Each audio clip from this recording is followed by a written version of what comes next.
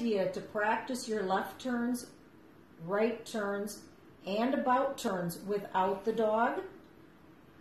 Then you can practice with the dog. You want a chance to get your footwork in order first.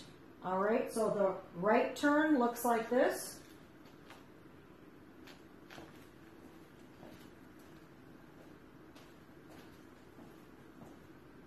The left turn demonstration without a dog.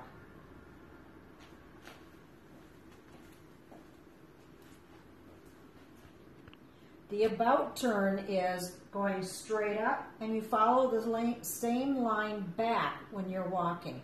Think of the dog being on the outside because they've got more feet to walk faster to move in that turn.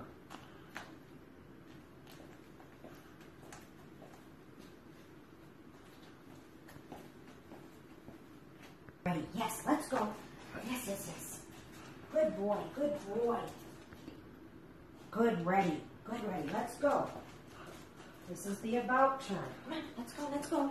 Talk to him to speed him up a little bit on that turn.